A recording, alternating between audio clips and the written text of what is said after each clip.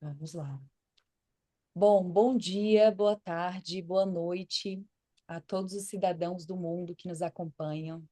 Eu confesso para vocês que eu estava ansiosa só de falar esse bordão, porque é o bordão clássico, né, que traz a nossa identidade, esse projeto que é um projeto tão valoroso para cada uma de nós e que agora ele retoma por um objetivo muito importante, muito marcante, eu diria, né? Nós estamos aqui hoje no mês da mulher, no mês em que se comemora o Dia Internacional da Mulher, e a gente entendeu que esse é um projeto tão importante, né?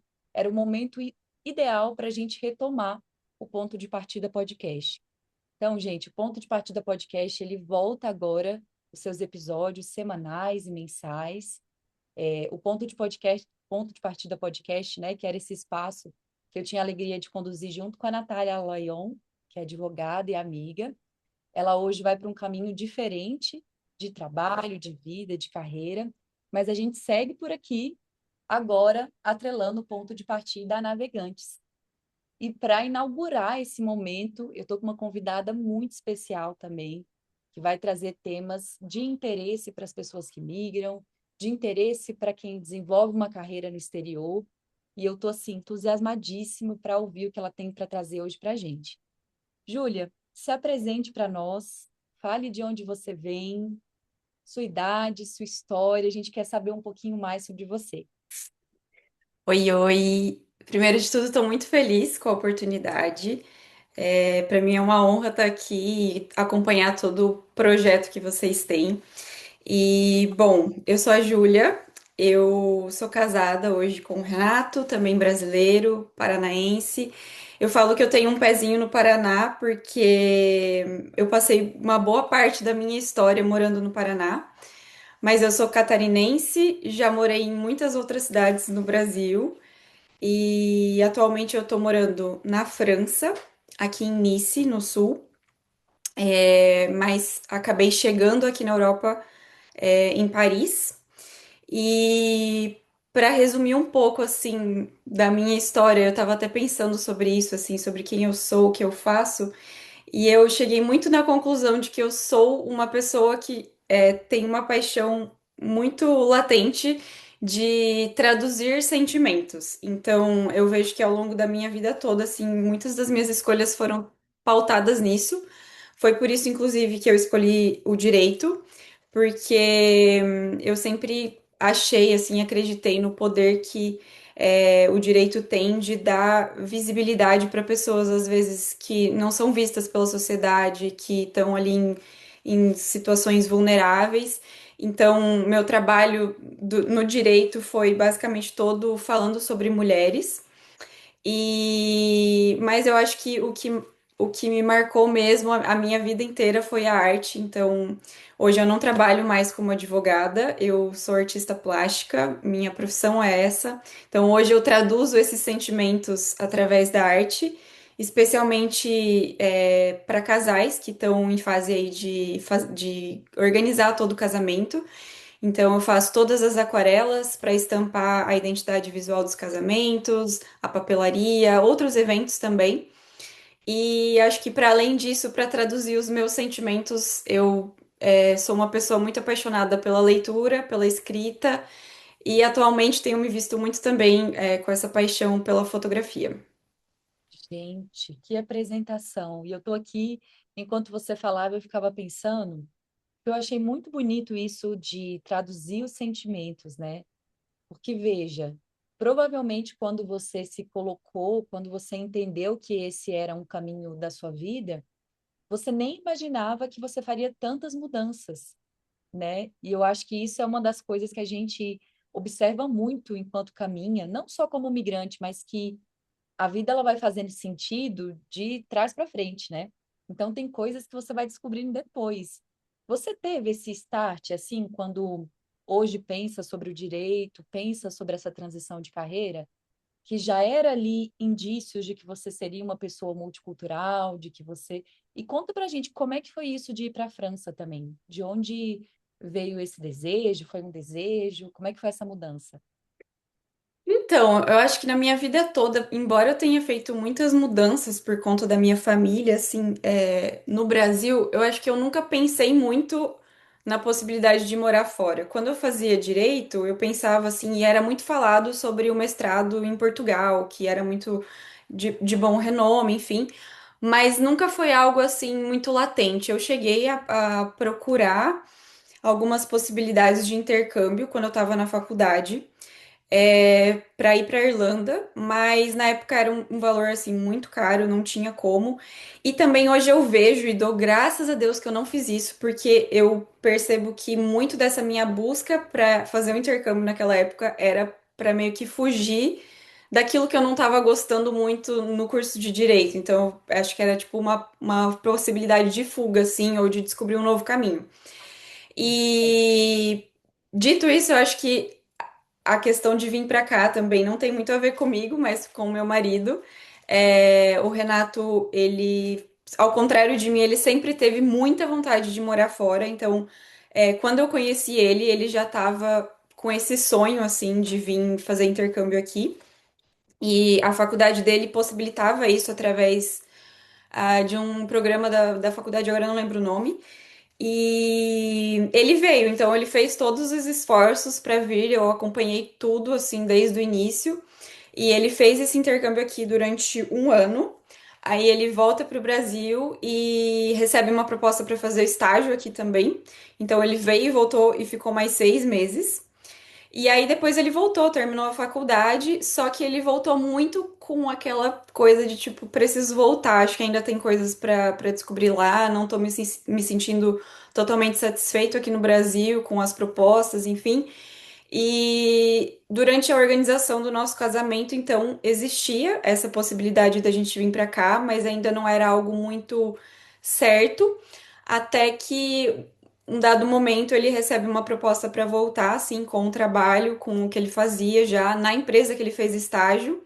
Então, foi a Olha, nossa porta de entrada para estar aqui hoje. olha só. Essa história que você traz da sua vida é a história que eu tenho certeza que pode, de alguma forma, acontecer uma identificação com muitas mulheres que estão nos ouvindo, porque existe, né, essas possibilidades do porquê que essa migração ela se iniciou. E a gente tem até uma terminologia, né, dessa figura, ora mulher, ora homem, que acompanha o processo de expatriação. Ela pode ser chamada, né, de acompanhante de expatriado, co-expatriado, o acompanhante, a acompanhante. E a gente às vezes até questiona essa terminologia, porque o que que a gente entende? Essa pessoa que co-expatria, que também faz a mudança de país, ela tem um papel muito protagonista e ativo, né? Porque é isso que você trouxe. Era ali primeiro um desejo do Renato, depois existiu essa possibilidade que foi ofertada para ele, mas você sempre muito envolvida naquele ali, né? E eu imagino que isso pode também ter se transformado num desejo seu em algum ponto, né? E como que você vê isso? Demorou um pouco para se transformar num desejo seu? Você foi ressignificando também essa vontade? Depois fez sentido? Demorou para fazer sentido? Como foi isso? Então, eu acho que muito disso eu voltaria quando eu estava fazendo direito, assim. Na época que eu estava trabalhando, eu tinha muito esse desejo de vir com ele, porque já era algo que a gente conversava. Só que, mais uma vez, eu pensava naquilo como uma possibilidade de fugir da área que eu não estava gostando. Então, existia sim esse desejo no fundo, mas eu acho que não eram pelos motivos certos. E aí, durante todo esse processo, assim, de entender se eu ficaria como advogada ou não, enfim, tive um burnout, saí do direito, e aí eu comecei a me encontrar também nas artes plásticas. Eu acho que aí realmente veio esse desejo genuíno de participar disso, de poder viver isso, de poder viver essa experiência. E estar em Paris também enquanto artista é algo muito significativo. Então, parece que as pecinhas foram se encaixando, coisas que eu olhava antes com o advogado e falava, gente, mas o que que eu vou fazer lá? Tipo, esse lugar não é pra mim. Quando a gente pensou na possibilidade de ir pra Paris, eu acho, e já estando nessa carreira enquanto artista, eu acho que fez mais sentido. E Olha que aí legal. eu comecei a me situar nesse ambiente. Só que eu, olhando assim hoje, eu vejo que eu demorei muito tempo ainda, depois de estar em Paris, de entender que isso também era, tipo, uma conquista minha, né? De algo que nem eu imaginava, assim, nos melhores sonhos, enquanto artista, estar em Paris. Então, eu acho que foi um sonho que foi se construindo aos poucos. Eu sei que, obviamente, a decisão não foi sozinha, né, do Renato vir pra cá, a gente tomou essa decisão junto, a gente decidiu, mas acho que pra mim foi, tipo, todo um processo, assim, sabe, de entender e de participar disso, assim. Tinha muita gente que falava, nossa, tá em Paris é um sonho, que delícia, que oportunidade, e eu não conseguia ver isso. E realmente foi um processo muito difícil, assim, de entender esse lugar como o meu também, como essa possibilidade de crescer também na minha área artística, né, profissional, e de aceitar, né, que isso também era para mim. Então, eu acredito, assim, que demorou, assim, digamos que quase um ano, assim, para eu me ambientar e conseguir encontrar, assim, um propósito em estar aqui, sabe? Nossa. E assim, Júlia, você vai falando e eu vou pensando em tanta coisa, porque você traz na sua fala, e eu posso até compartilhar aqui um pouco de uma experiência pessoal, acho que cabe, que é a relação que a gente tem da migração com o fator tempo. Essa é uma relação que muitas vezes é desconsiderada, né? E o tempo parece que ele passa diferente para quem vive, quem decidiu ou quem precisou fazer essa mudança de país, essa mudança de território. O que eu achei muito bonito isso que você falou, imagino que na época não foi nada bonito, foi desafiador, mas de que, olha, tinha possibilidade de eu ter desenvolvido esse desejo lá no passado. Só que quando eu pensava sobre esse desejo, alimentava esse desejo, era naquele momento pelos motivos errados. Não Sim. é porque eu queria e porque aquilo fazia sentido para eu viver uma vida bem vivida. É porque eu estava em sofrimento, né? E a gente sabe que muitas pessoas migram por não ter escolha ou por uma situação que as obriga a fazer isso, né? Mas no seu caso, existia a possibilidade da tomada de decisão. E eu achei muito bonito você falar que tempos mais tarde, esse mesmo desejo, ele voltou a aparecer para você, só que agora muito bem formatado, muito bem sustentado, pelos motivos que você entendia que tinham a ver com seus valores, né? E eu passei um pouco por isso, né? Eu estou dando spoiler em vários lugares, mas esse ano eu vou passar por uma migração. E vai ser a primeira vez que eu migro na minha vida. Apesar da migração ser muito parte da minha história, eu fui a pessoa que ficou. Eu sou aquela que recebe as cartas, que sente Uhum. saudade, que fica no aeroporto se despedindo, né? Então eu vivi muito a migração sobre essa ótica. E eu percebo hoje que se eu tivesse feito essa migração em outros momentos, também seria pelos motivos errados. Não era para eu fazer antes, assim. Eu não podia. Se eu fizesse em qualquer momento essa mobilidade, numa outra época, eu sei que não dá para a gente saber, mas eu tenho certeza que seria pela motivação que não teria tanto sentido com a minha vida. Seria uma ação impulsiva que eu quis fazer algumas vezes, sabe? Então, eu acho que a sua fala é um convite e provavelmente muitas mulheres que estão nos ouvindo devem ou se sentir assim ou olhar para a migração nessa linha do tempo, né? E você fala também que você e Renato estavam vivendo experiências diferentes. O tempo para vocês era diferente ali, né? O seu processo foi diferente do dele. Você conseguiu perceber? Isso é uma reflexão de agora ou na época você já tinha essa visão? Como que você percebia tudo isso? Foi difícil? Foi fácil?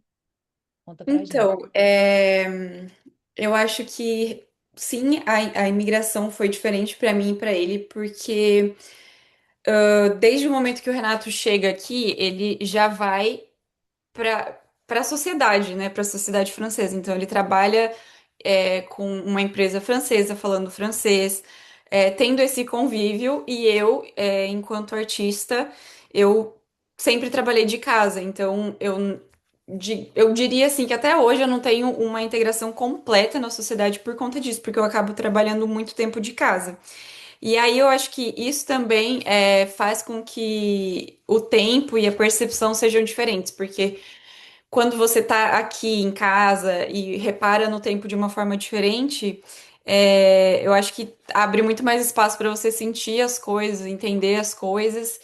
E eu acho que não foi fácil, assim. Eu até tava lendo o meu diário, assim, de quando eu vim pra cá, eu comprei um caderninho e comecei a escrever algumas coisas, assim, que eu sentia.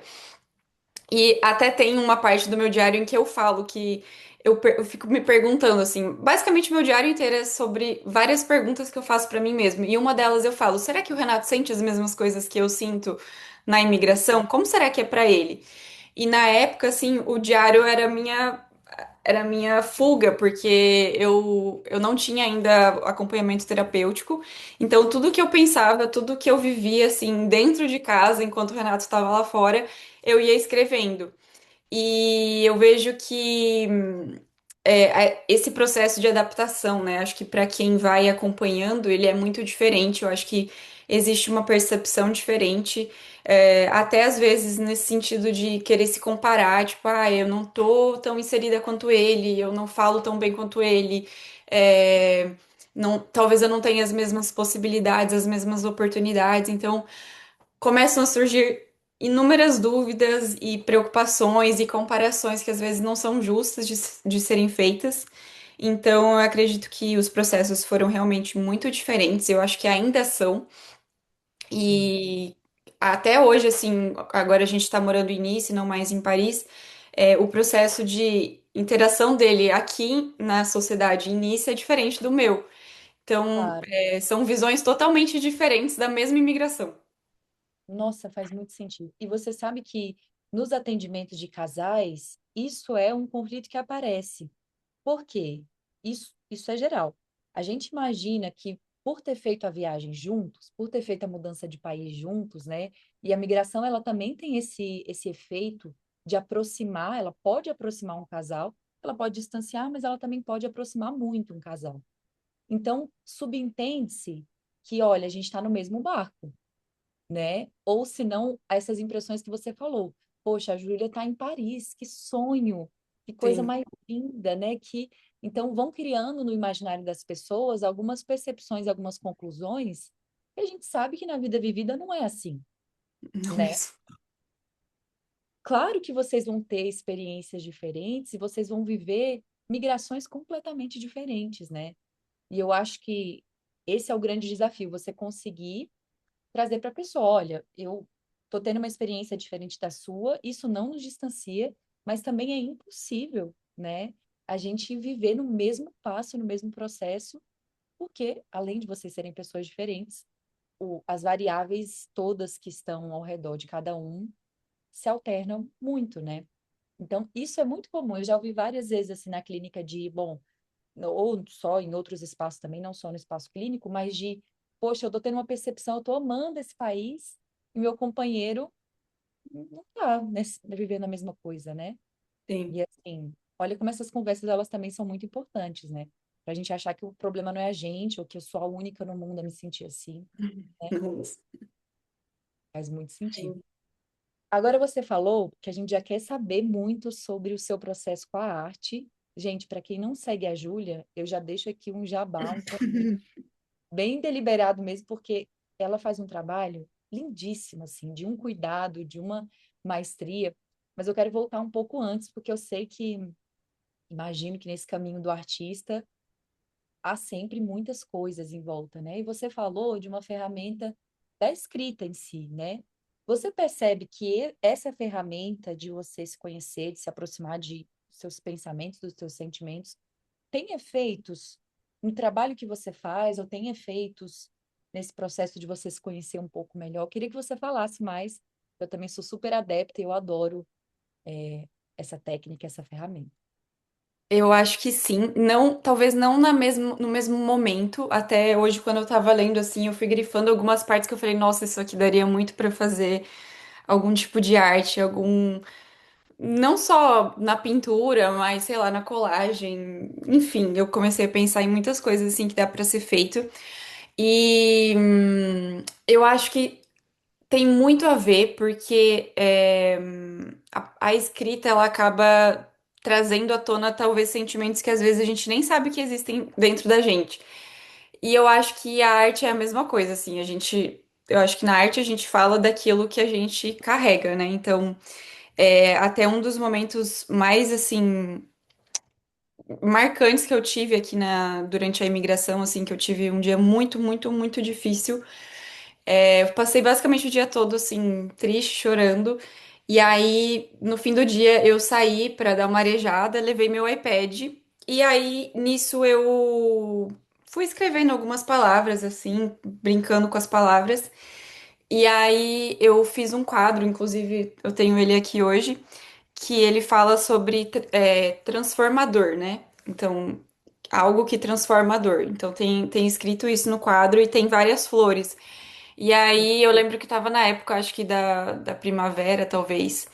E aquilo mexeu muito comigo, assim, de olhar para as árvores, ver elas frutificando e ao mesmo tempo eu tava ali, tipo, nossa, definitivamente eu não sou essa árvore que tá frutificando, que tá florescendo, mas eu quero me ver dessa forma. Então eu fiz esse quadro, assim, para me lembrar disso, ele tá aqui comigo sempre. Porque eu falava, não, um dia eu vou ser essa pessoa que vai florir, que vai dar fruto. Então eu acho que sempre tem alguma forma da gente passar isso pra arte e também passar isso pra escrita. Até eu sinto falta, às vezes, de pegar e ter esse exercício de escrever como eu escrevia no início, porque é muito legal poder ver, assim, tipo, a evolução de tudo que aconteceu. Tem coisas que eu dei muita risada, até mandei pro Renato, falei, gente, vamos rir disso aqui, porque era muito perrengue, mas as coisas passam, então é muito bonito, assim, ver toda essa evolução e essa transformação mesmo do que aconteceu e de como isso também foi transformando o meu trabalho. Assim, eu fiz a pergunta, né, se tinha algum efeito direto na arte que você produz, mas muitas vezes a escrita, ela é o efeito nela mesma, né? A gente não tem que ficar buscando, e eu já fiz isso muito pessoalmente, assim, bom, eu vou escrever com esse intuito, quase que uma coisa Uhum. meio que utilitarista. E não é esse o ponto, né? A escrita livre, ela é para o propósito que finaliza nela mesma, né? E quiçá a gente descobre mais sobre a gente que esse também é um efeito consequência. Eu tenho certeza que ele vai acontecer em alguma medida, né? É, e tem uma coisa também de documentar a vida, né? A gente penso, né, que com os espaços digitais agora, a gente ficou um pouco preguiçoso, né, nas maneiras de Sim. documentar a vida. Por que que eu estou dizendo isso? Eu tive duas experiências assim. Eu fiz uma viagem recentemente e eu senti muito no coração uma vontade de fazer um álbum dessa viagem. Esse álbum ainda não foi feito. Eu cheguei tem pouco tempo. Mas o desejo de fazer esse álbum é porque a gente perde, a gente deixa de documentar coisas que são tão importantes, elas vão se tornando efêmeras, né? Eu fico muito com essa viagem na cabeça. Eu fico, gente, se o Instagram, amanhã alguém desliga a tomada do Instagram e a gente não consegue entrar mais. Se eu documentei minha vida só naquele espaço, né? E o ser humano, ele interage muito a partir da memória. Então, são reflexões que eu tenho tido. E aí você trouxe uma outra coisa que eu acho que é legal da gente puxar o gancho também, falando sobre as estações do ano. Você disse que quando teve esse momento muito profundo, era num início de primavera e teve toda uma repercussão, né, com o desenho que você estava fazendo. E aí eu acho que não tem como a gente não citar o livro da Elif Shafak, que eu sei que você leu, porque eu acho incrível essa analogia de pensar a mudança de país através da vida de uma planta, né? Então, no Sim. livro, gente, sem muito spoiler aqui, eu e Júlia, é a história de uma planta que faz essa viagem do Chipre para a Inglaterra. E eu achei genial essa analogia, porque a planta ela está praticamente morta, ela é enterrada, inclusive, um Uhum. processo que eu nem sabia que uma planta podia passar. Ela é enterrada, ela precisa entender de novo aquele território, aquele solo, para ela criar, né, novas raízes e se posicionar no novo espaço onde ela chegou. Me conta o que que você achou dessa analogia e quando você falou do quadro, que relação tudo isso tem, assim? Eu acredito muito nisso. É algo, inclusive, que volta e meia, em outras temporadas, isso vem à tona, assim, pra mim, que às vezes eu sinto que eu tô embaixo da terra, esquecida lá, ou, enfim, germinando. Às vezes eu sinto que eu tô crescendo, às vezes eu sinto que eu tô florescendo, às vezes eu sinto que as minhas folhas estão caindo. Então, eu acho que é uma boa metáfora, talvez, para falar sobre isso, assim. Eu acho que estar aqui e migrar é muito isso. Eu acho que eu não sei se vai existir um momento que eu vou falar assim, meu Deus, tá tudo lindo, maravilhoso, estou em cima da terra, feliz, plantada para sempre, assim. Eu acho que tem dias e dias, e isso é uma coisa que eu também reparei muito no meu diário, porque é muito engraçado, assim. Tem vezes que eu falo, nossa, tá tudo muito bom e nananã, e conto as coisas, aí no outro dia, meu Deus do céu, como pode? Ontem eu tava muito bem, hoje eu tô muito ruim. Então, eu acho que é muito isso, assim, assim como existem essas fases, essas transições, a imigração tem muito disso também. Sem contar, na questão de ser uma coisa muito paradoxal, assim, ao mesmo tempo que você tá aqui, você tá feliz, você tá grato, você tá vivendo coisas que talvez você nunca viveria, ao mesmo tempo você tá olhando e fala, nossa, eu tô às vezes perdendo esse tempo de estar com a minha família, ou enfim, tem coisas aqui que ainda não estão resolvidas, mas se eu tivesse no Brasil estariam.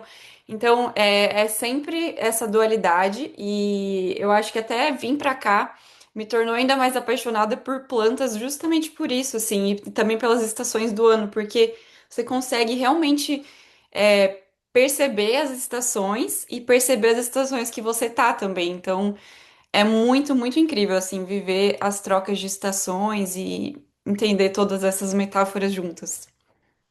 Sigam o conselho da Júlia, tá, gente? Porque talvez, só talvez, no fundo a gente seja um pouco mais integrado com a natureza do que a gente imagina, né? O ser humano tem Uhum.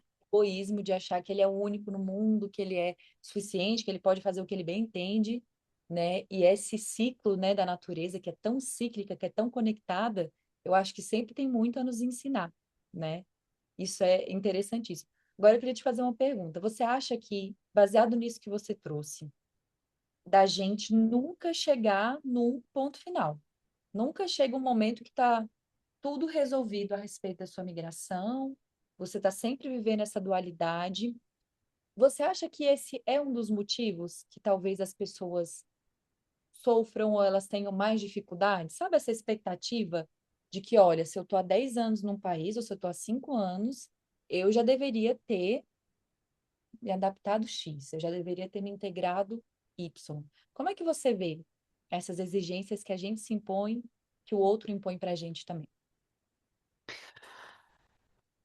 Eu acho que é muito prejudicial, assim. Inclusive, às vezes eu também caio nessa de ficar comparando, de ficar pensando, até em algumas sessões de terapia a gente já conversou sobre isso, de, porque já faz 3 anos que eu tô aqui, mas isso não se resolve. Ou, enfim, quando isso vai se resolver? Eu acho que é muito prejudicial e é algo que eu tenho realmente exercitado de não ficar comparando, assim. E até comparando com a imigração dos outros, porque cada história aqui é uma história muito diferente da outra.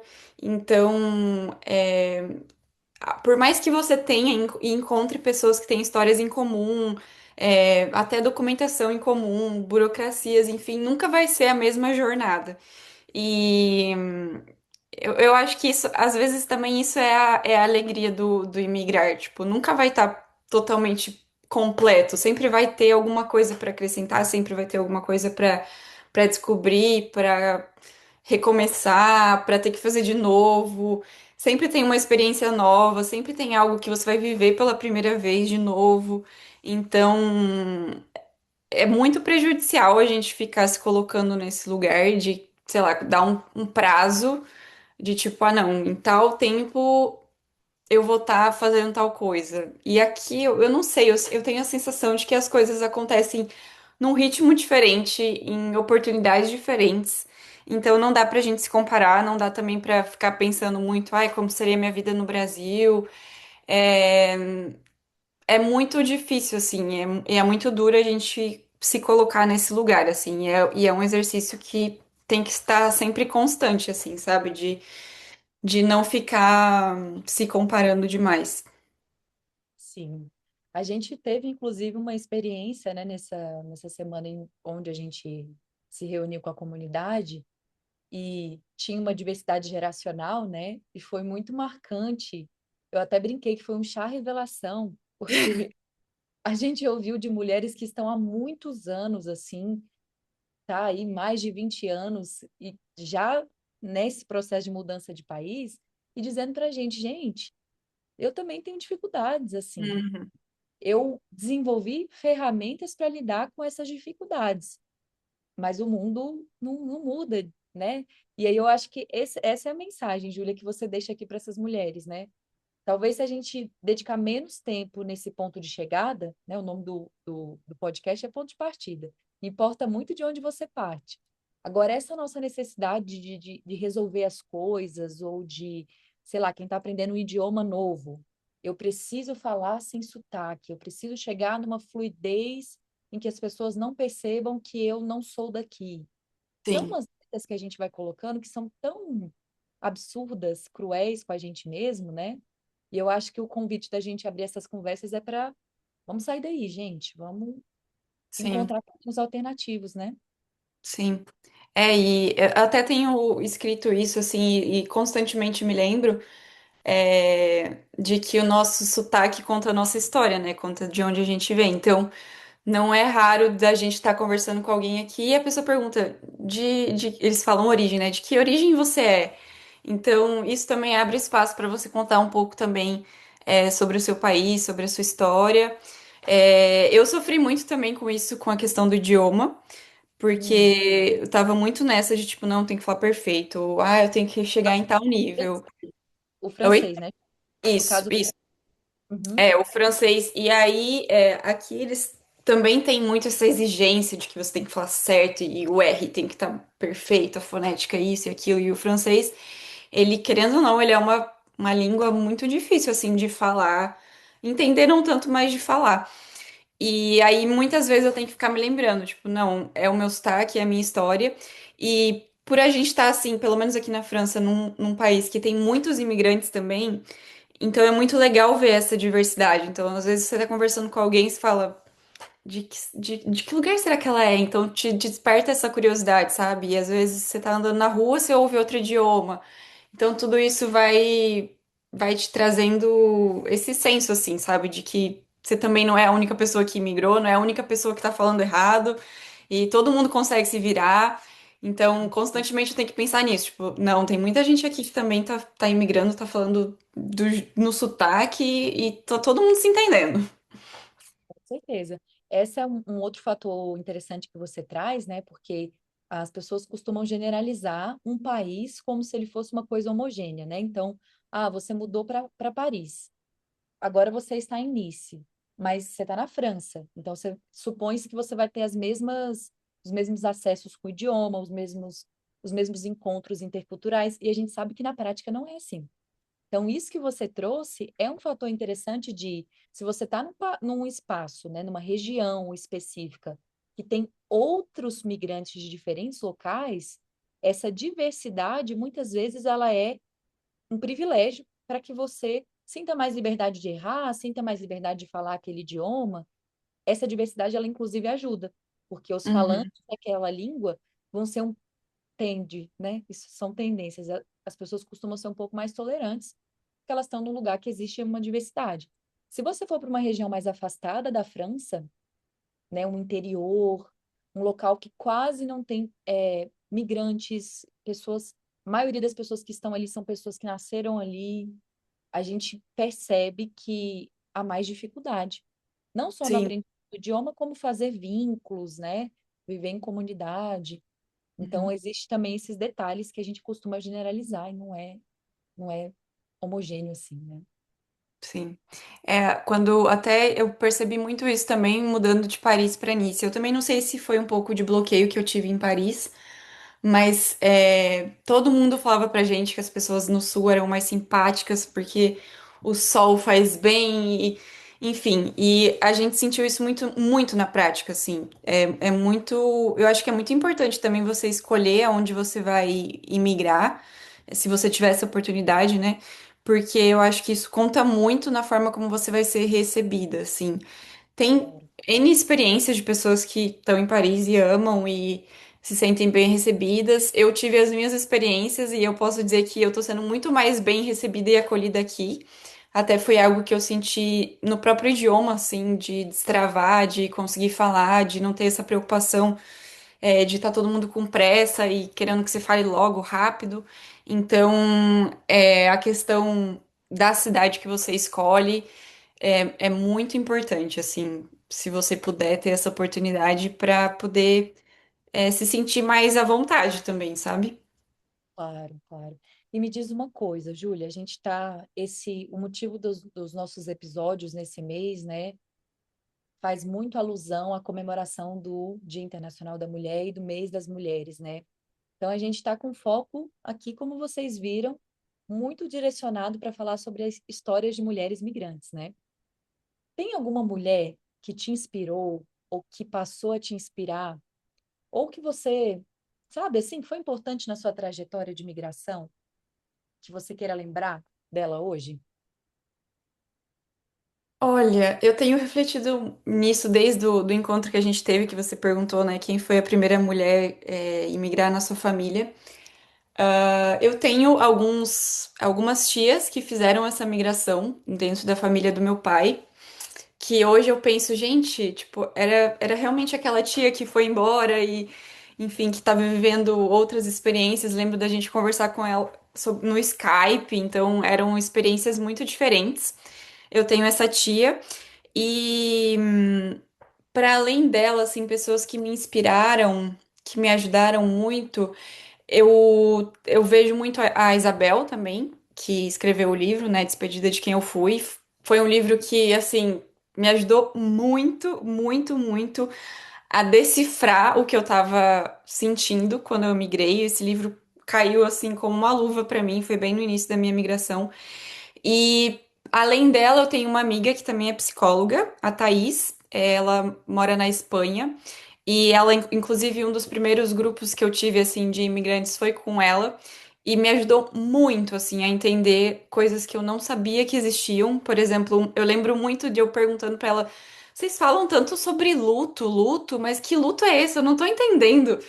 E aí ela trouxe, né, para mim, sobre a questão dessas vivências do luto, né, das coisas que a gente passa, que a gente deixa. E eu, tipo, nunca tinha parado pra pensar nisso, assim. Então, é muito legal ter essa experiência e observar a vida de outras pessoas que estão migrando ou que já estão há mais tempo, que você pode trocar, às vezes, uma figurinha, falar, conversar, pedir uma opinião, um conselho, porque assim você se sente menos sozinha, sabe? Faz muito sentido. Hoje, você acha que já consegue dizer qual que é o papel, né, de uma comunidade de mulheres, seja ela qual for, aonde quer que seja, para a sua caminhada como migrante, assim? Consegue destacar, né? Eu acho que a comunidade ela é importante para a gente se ajudar. Seja pedindo dica, seja encontrando esse lugar de não estou sozinha vivendo isso. É muito interessante também. Aqui, quando a gente morava em Paris, a gente tinha muito acesso a mulheres brasileiras que migraram. E aí você ouve as histórias, às vezes as perguntas que elas fazem, gente, é a mesma pergunta que eu tenho, é a mesma dúvida que eu tenho. Ou alguém traz uma experiência, olha, eu já passei isso, você pode ir por esse caminho. É muito importante que você vá por essa direção. Então, eu acho que é esse lugar de suporte, assim, sabe? Tem muita gente que fala que quando imigra, que não é pra confiar em brasileiro, que o brasileiro é o primeiro a te passar a perna. Tem muito esse papo aqui fora, inclusive foi algo que me deixou muito assim, sabe? De tipo, não, não quero me conectar com brasileiros, depois foi quebrado isso, porque eu acho que a comunidade, assim, as brasileiras que estão morando fora, eu acho que a gente tem uma forma diferente, assim, de se ajudar, de se animar e de promover eventos para levantar a nossa cultura, para valorizar isso. Então, é realmente esse lugar de suporte, de você saber que você não tá sozinha migrando. Faz muito sentido. Faz muito sentido. Júlia, você acha que deixaria uma mensagem assim para essa mulher ou até para Júlia que tinha acabado de desembarcar em Paris, né? Estava assim chegando com seu diário na mão, sua mala e um sonho. Que mensagem que você deixaria para essa Júlia e para outras mulheres que provavelmente estão nessa etapa que você viveu no passado? Ai, eu acho que hoje analisando assim, eu penso que eu falaria que tá tudo bem viver nessa dualidade. Depois até vou ler um trechinho aqui que eu separei do que Tá eu bom. pensava, porque antes, né, de eu ter esse acompanhamento também terapêutico, eu achava muito confuso ao mesmo tempo você sentir uma coisa boa e uma coisa ruim. Então eu diria que tá tudo bem você se ver nessa dúvida se isso é bom, se isso é ruim. Tá tudo bem você viver nessa dualidade dos dois mundos, porque eu acho que ela sempre vai existir, hora mais, hora menos. E tá tudo bem se fazer muitas perguntas, porque acho que o que eu mais fiz nesse primeiro ano, acho que de imigração foi perguntas, muitas perguntas tentando entender, tentando questionar, tentando descobrir. Então, eu acho que é isso que faz a gente, às vezes, querer ficar, essa curiosidade, sabe?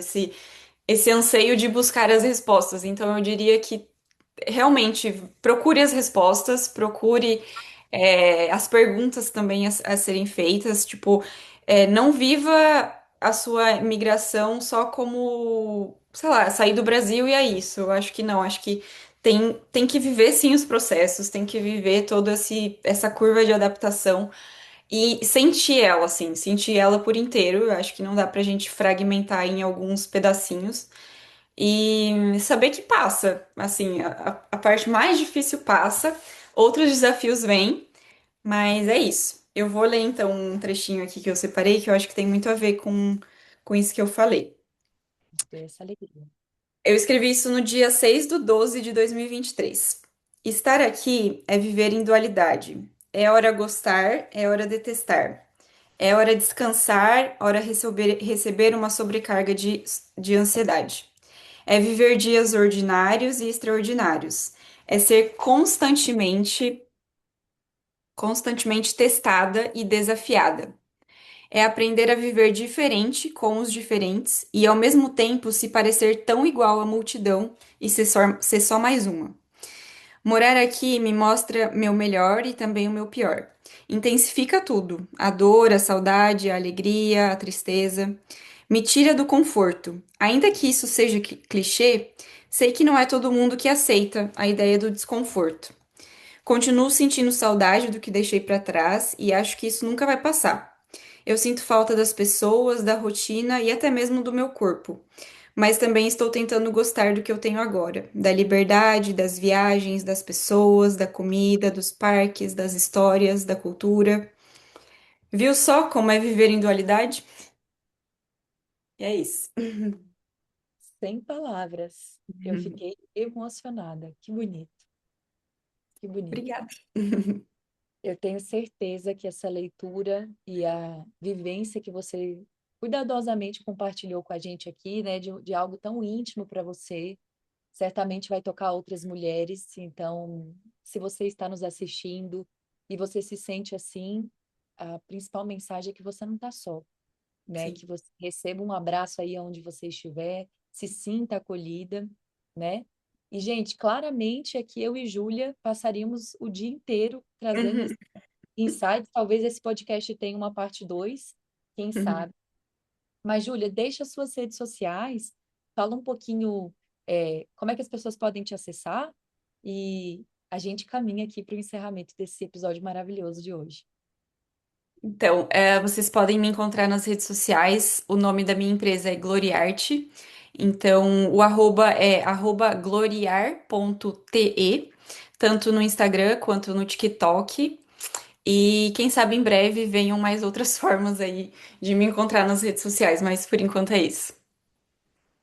A Júlia, gente, faz parte dessa comunidade. Ela citou algumas vezes, né, a importância e o poder dessas comunidades. Ela está conosco no CAIS, que é esse projeto que a gente vem falando por aqui. E eu acho que é o convite também de deixar as portas e as caras abertas para que, se você é mulher e está nos assistindo, quer de alguma forma contribuir, quer de alguma forma interagir com essa comunidade, ela é uma comunidade que se retroalimenta. Então, não é só apoio que a gente oferece, você também pode contribuir de alguma maneira. A gente está com inscrições abertas, as informações estão todas aqui no link, até sexta-feira, no dia 13. Mas deixo aqui esse convite e com o coração transbordando. Eu acho que não tinha episódio mais simbólico para a gente retomar o Ponto de Partida podcast, né? Esse é um projeto que sempre foi um sonho do meu coração e ele estava guardado tal qual essa planta que a gente citou aqui da Hum. Elif, né? A oliveira, que ele estava assim, num período que ele precisou realmente dessa pausa e a gente tem que respeitar essas pausas. Mas agora ele retoma com tudo, com muitos convidados interessantes como a Júlia. Então, nos sigam aqui, tem todas as informações embaixo e a gente vai ter episódio toda semana. Um beijo grande, obrigada por nos acompanhar e a gente se vê semana que vem. Tchau, tchau. Tchau, gente.